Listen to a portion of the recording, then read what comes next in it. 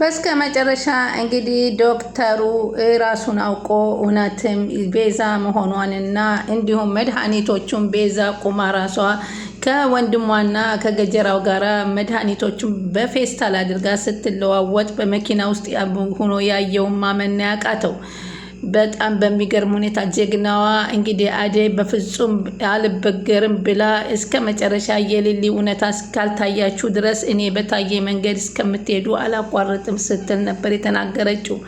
እንግዲህ ይህም ሳይበቃት ቤዛ እንግዲህ ሰርቃ ያወጣችውን መድኃኒት የሰጠችው ገጀራው ጭራሽ ካድ አድርጓቸው ከተቀበላቸው በኋላ ሂሳብ ሲጠይቁት ድጋሚ ሌላ መድኃኒት ካለመጣችሁ ልሰጣችሁ አልችልም በማለት ነበረ ጭቅጭቅ ላይ ሆነው የተጣሉ። ሲደርስ ዶክተሩ ያየውን ማመን አቅቶት እውነቱን በራሱ ያረጋገጠው።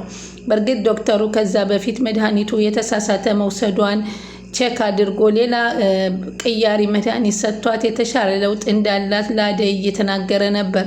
ሆኖም ግን ይህንን ያደረገችው ቤዛ ናት ብሎ በፍጹም አልጠረጠርም ነበር። አይኑም አልታየውም ነበር። እኔ የማያየው እናንተ ለምንድነው የማታዩት እያለች አደይ ጎበዟ በተከታታይ እየሄደች እየወዘወዘች ስታጨናንቃት እንደውም ወረቀት ሰርቃ በልብሷ ውስጥ አስገብታ ይዛ መድኃኒቱን ልትወጣ ስትል አጋጣሚ ስላላየችባት እንጂ ደርሳባትም ነበረ።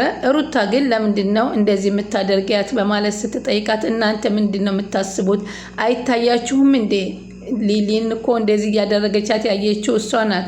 እንዴት አታምኗታላችሁ? እኔማ እየተንከባከበቻት ሳያት እኮ እውነትም እየተንከባከባቻት መስላኝ ነበር በማለት ሩታም ትናገራለች። አደይ ግን በፍጹም እሷ የምን አባቷ ነርስና ዶክተር ነው፣ በፍጹም እዚች ቦታ አታደርግም እያለ አሁንም በትንቅንቅ ላይ እያለች ድንገት በድጋሚ ዶክተሩ ይደርሳል። ዶክተሩም ደግሞ እንዴ አደይ ምን ማለትሽ ነው ሲላት፣ አንተ እንዴት ነው እንደዚች አይነት ልጅ ከዚህ በፊት እኮ ፍቅርንና ዴቭን መርዛቸዋለች፣ እሷን እንዴት እዚህ ልትሰራ ተረጋግጣለህ አለችው። እንግዲህ አንተ ቤዛ አለችው ደግሞ ባቡሬን፣ አንተ ቤዛን አምናሃታል? እንዴት እስከዛሬ ባቡሬ ቤዛን ታምናታለህ? አልጠረጠርካትም? ታዲያ እየጠረጠርካት እያለ ለምንድን ነው እስካሁን እውነታውን ያላወጣው ስትል፣ አዋዴ ልክ ነሽ ቤዛ ያለ ምክንያት ሊልዬ እንደዚህ አልሆነችም፣ እውነትሽ ነው ቤዛ ናት እንደዚህ ያደረገቻት፣ ትክክል ነሽ፣ ጥርጣሬ ትክክል ነበር በማለት እንግዲህ ባቡሬ እኔም ወደኋላ አልልም ሊሊን ጠብቂልኝ አደራ ብሎ ባቡሬ እንግዲህ ከአደይ ተለያይቶ ነበር የወጣው። በዛን ሰዓት ደግሞ ዶክተሩ ወደ አደይ መጥቶ አደይ ይቅርታ አድርጉልን አላት ማለት ነው። ለምንድን ነው ይቅርታ የምናደርግልህ በማለት ስትጠይቀው የእሷ በሽታ እስካሁን ወደዚህ የተቀየረው የተሳሳተ መድኃኒት ትኑ ሸሪካው የተቀየረ መድኃኒት ስለሆነ ነው የወሰደችው እና አሁን ግን ይሄኛውን መድኃኒት ወስጄ ሰጥቻት ግን በጣም ለውጥ አላት ሲላት፣ እስከዛሬስ ዶክተር ምንድን ነው የምትሰራው? ይሄ አሁን በእናንተ እንዝላልነት ነው ማለት ነው እንደዚህ የሆነችው ሲል፣ አዎ ስለዚህ ይቅርታ አድርጊልኝ እና በተለይ ሆስፒታሉ እንዳይከሰስብኝ ሲል፣ አይ አንተ ለሆስፒታላችሁ እኔ አያገባኝም ማለችው አደይ። እሺ እኔ ስለዚህ አሁን ቤዛ እዚህ ቤት ውስጥ እንድትሰራ አልፈልግም፣ ለማንኛውም ጠብቂኝ፣ በራሴ መንገድ አጣርቼ ሁኔታውን አመጣልሻለሁ ባላት መሰረት ነበር ዶክተሩ ወጣ ብሎ ሲሄድ እንግዲህ በቤዛን እንግዲህ ከገጀራ ጋራ ተናንቃ አገኛት። ከገጀራ ጋራ ተናንቃ አገኛትም የመድኃኒቱን የሰጠችውን አድጋለሁ በለጽጋለሁ ያለችው እንግዲህ አንቺ ስስት ምን አባሽ ሆነሽ ነው ብሎ ሲላት በጥፊ ትለዋለች። ወንድሜ ምን አባ ሆነ ነው ያሳሳትከው ስትል፣ ያንዳንዷን ገንዘብ እንድታስገባ የት ነው የምን ገንዘብ ነው ገንዘብ የምትኘ ታቅሻለሁ አንቺ ወይዘሮ ቤዛ ምንድነሽ አንቺ ብሎ ሲል፣ ብሩን ታስገባለህ አታስገባም ሲል፣ እንደውም ሌላ ተጨማሪ ስራ ካልሰራሽ በፍጹም አትከፈይም በማለት ዘርበይ ከፊቴ ሲላት፣ ሂጂልኝ አልሄድም ባልሄድስ ምን ታደርገኛለች ስትለው፣ ሁለተኛ ካገኘውሽ አንገትሽን ይዤ ሲጥል ማረገው አንገቷን ይዞ ሲወዘውዛትና ሲጥል ያረጋ ሲል ነበር።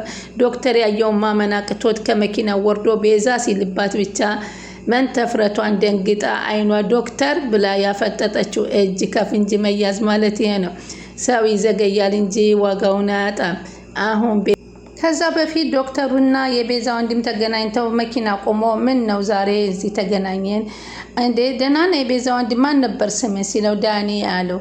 እስኪ እንነጋገራለን ብትመጣ ደስ ይለኛል። ስለምንነጋገረው ጉዳይ አለን። ስለምንድን ነው የምንነጋገረው ጉዳይ ሲለው ስለ ቤዛ። ቤዛ ምን ሆነች? ችግር አለ አለው። በሰላም ነው ግን የምትፈልገኝ አለው። እሺ እንደዛ እንደሆነ እመጣለሁ በማለት ነበረ ያለው። እንገናኛለን ብለው ነበረ የተሰነባበቱት። እንግዲህ አሁን ፍቅር ደግሞ አደይ ትታልኛለች ዴቭን እና ዴቭን የኔ ራሴ ማድረግ አለብኝ በማለት እንግዲህ እቅድ እያቀደች ትገኛለች።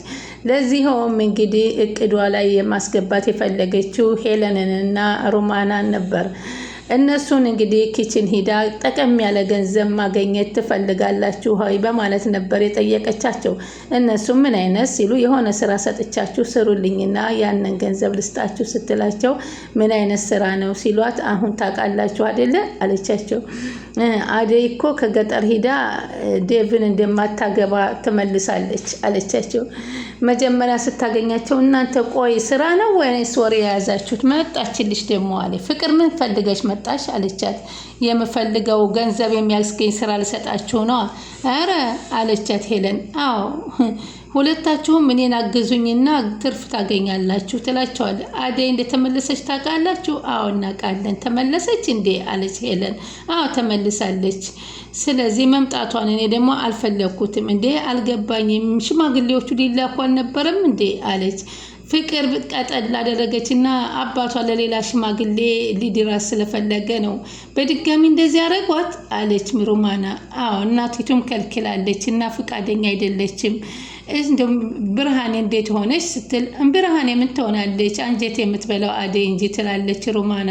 እሱም እንደ ሁል ጊዜ ያሰበችውን አለማሳካቷ ይገርመኛል። እና አሁን የምታገዙኝ እንግዲህ እናንተ አደይ ወደ ገጠር እንድትመለስና አባቷ ያመጣላትን ባል እንድታገባ አግዙኝ። እንዴት ነው አንቺ ለማትወደው ነገር እንዴት ታግባ ብለሽ ትያለሽ? እሷ ግን አባቷ አይወዱም አይሆንም ስላሏት የአባቷን ሀሳብ ተቀብላለች። ዴቭን አትወደውም አለቻቸው። ለምን አትወደውም? ዴቭን ተወደዋለች። ግን ዝም አንቺ በአደይ የዚህ አይነት ችግር የምታስቢ ከሆነ በተለይ አደይ አንድ ነገር ትሆንና እናሳይሻለን። አንቺ አርፈሽ አትቀመጪም? ምን አንጨረጨረሽ አለቻት። ሄለንም እንደገና ምን አይተሽ ብዙ ነው ምንናገርሽኛ አለቻት። አንቺ ነሽ በቤት መተሽ የምትናገሪ፣ ቀጥ ብላችሁ ውጡ አለቻቸው። ድንገት የፍቅር እናት መታ ፍቅር እንቺ እዚህ የምትሰሪ ያለች ስትላት ላግዛቸው ነበረ አለችና አስመስላ ወጣ። አቤት አለ ሄለን ማስመሰሉን ስታቅበት ብላ ነበር ያሏት። አሁን እንግዲህ ባቡሬና አደይና ሊሊ አብረው ተቀምጠው ነበር። ግን ሊሊ አደይን በፍጹም አላስታውስሽም፣ አደይ አበባ እያለኝ ነበር የምትስቅልባት። እባክሽ ጠብቂያትን የሆነ ቦታ ደርሼ ልመጣ ነው እያለ ሲላት እኔ በፍጹም ጥያት አልሄድም፣ ከሊሊ ጎን በፍጹም ለምትን ላደርግ አልችልም እያላት ነበር። አንቺ ግን ነይ እስኪ ሲሎ ሲጋጩ እንግዲህ ለዶክተሩ ስልክ ደውሎ ባቡሬ መድኃኒቷን እየወሰደች አይደለችም እና እባክህ መድኃኒት ሌላ ነገር ሰጣት ከሆነ በማለት ሲጠይቀው እሷም እየጮኸች አላስጠጋው ብላ ነበርና ያው መድኃኒቱን ሲቀይርላት ግን አሁን ለውጥ እንዳላት ነው የምትታየው ማለት ነው። እንግዲህ እሱ ምንድነው ግን እኔ ቤዛ አንቺ ያልገባኝ ነገር ብሎ ነበር መጀመሪያ ጠየቃት። ሁሉም ሰው እንደዚህ የሚለው ነገር በእርግጥ በፊት የነበረውን የልጅነቴን ጸባይ እንደዚህ ታደርጋለች ብለው አስበው ነው እንጂ ነገር ግን እኔ ዶክተር አሁን የራሴን ኑሮ ለመኖር ነው ያቀድኩት፣ ሁሉን ነገር ረስቼዋለሁ አላት ዶክተሩ። እሺ እኔ አደይን አስረዳታለሁ ብሎ አደይን አስረዳለሁ ሲያት ደስ ብሏት ነበረ። ሆኖም ግን እሱ አይኑም ባይኑ ዶክተሩ ነበር ያየው። ግን ቤዛ አላወቀችም ማለት ነው። እውነታሽ ነገርሽ እኔም ወንድምሽ ምን እየሰራሽው እንደሆነ እኔ ግራ ገብቶኛል። አንዳንድ ጊዜ ስትናገሪ አደይ ልክ ናት ብዬ የማስብበት ነገር አለኝ። ለምን? ምክንያቱም አንድ ነገር ትንቀጠቀጣለች ስትናገር ምን እያሰበች ይሆን በማለት ነበረ ሲናገር የነበረው። እና አሁን እንግዲህ እሱም ወደ ሊሊ ሂዶ እንግዲህ ያ መድኃኒት ከሰጣት በኋላ ሊሊ ለውጥ እንዳላትና ወደፊት እንትን እንደሚላት ቅምጥል ደግሞ ጠፍታው አቶ ኪንጎ እየፈለገ ነበረ። እንግዲህ ኪንጎ ሄለንና አበበም የደረሰባቸው ነገር ምንም ሊስማሙም አልቻሉም። በመካከላቸውም ሽምግልና እየገባ ነበረ። ብርሃኔም እንግዲህ አቶ ጫኔ ላግባት እያለ እየጠየቀ ነው። ያገባት እንደሆነ እናያለን። እንግዲህ ከዛ ሊሊ ደግሞ እንግዲህ ባቡሬን አስታወሰችው ማለት ነው። እኔ ባቡሬ ብላ ሳቀችበትና ቤኪን ስታውቂያለሽ ሲላት፣ አዎ ቤኪን አውቃለሁ፣ ግን ይሄን ጠረን አውቀዋለሁኝ በማለት ትጀምራለች። ደስ ይለዋል ይሄን ስትለው፣ ግን ሆኖም የማይሆን ነገር ነው። ስንፍ ተማሪ ነበረው። ፈተና እየኮረጀ አስተካክሎ ስለማይጽፍ 0 ያገኛ ስትለው መልሳ እዛው ዝብርቅርቅ ማለቷን ሲያያት በቃ እያለ ነበር የሚያስቆማት። ባቡሬ ግን መች ይሆን ሊሊ ተመልሳልኝ እንደ ሰው ሁና እኔን የምታናግረኝ እያለ በጉጉት እየጠበቀ ነው።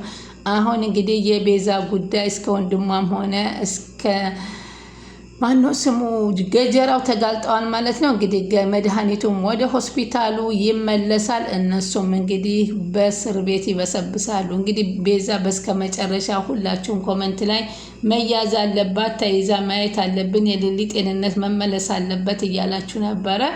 አሁን እንግዲህ የሊሊ ጤንነት ሊመለስ ነው። ከዚህ በኋላ መድኃኒቶች ተቀይረውላት ክትትል ይደረግላት እና አሁን ለውጥም እንዳላት ተነግሯል።